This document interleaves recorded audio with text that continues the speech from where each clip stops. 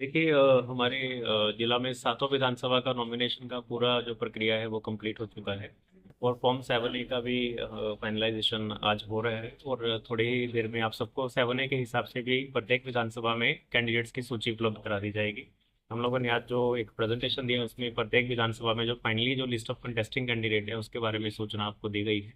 कुल मिला के पूरे नॉमिनेशन की प्रक्रिया में 10 तारीख से 17 तारीख तक 89 कैंडिडेट्स यानी कि 89 कैंडिडेट्स हमारे पूरे जिला में सातों विधानसभा में इन्होंने नॉमिनेशन फाइल किया था।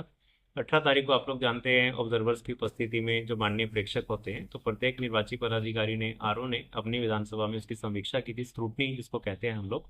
उसमें हमारे जो कैंडिडेट्स थे उनमें 9 जो कैंडिडेट्स थे उनका जो स्क्रूटनी में नॉमिनेशन रिजेक्ट हुआ था, मतलब कि 89 से 80 पर आ गया था। तो उसमें भी मैं विधानसभा वाइज आपको बता देता हूँ। बछवाड़ा में 3 कैंडिडेट्स का नॉमिनेशन रिजेक्ट हुआ था।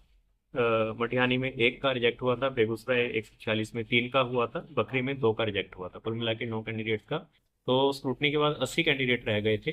और 2 दिन विड्रॉल का होता है, नाम वापसी की तिथि होती है, वो 19 और 20 अक्टूबर थी। उसमें 7 कैंडिडेट्स ने अपना नाम जो है वापस ले लिया था, तो 80 से वो 73 कट के रह गया है। इन 73 कैंडिडेट्स में प्रत्येक विधानसभा में, जैसे चेरिया बरियारपुर 141 में 9 कैंडिडेट अभी चुनाव लड़ रहे हैं। बछवाड़ा 142 में 8 कैंडिडेट हैं।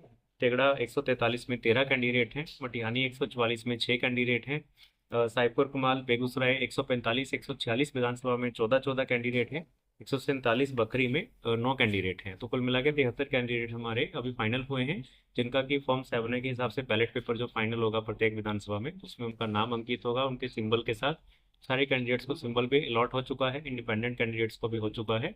तो हमारा 7A फाइनल होने के बाद बैलेट पेपर पब्लिश के लिए हम लोग भेज देंगे। और इसी के अनुरूप हमारा जो ईवीएम मशीनों का जो कमीशनिंग है वो हो जाएगा।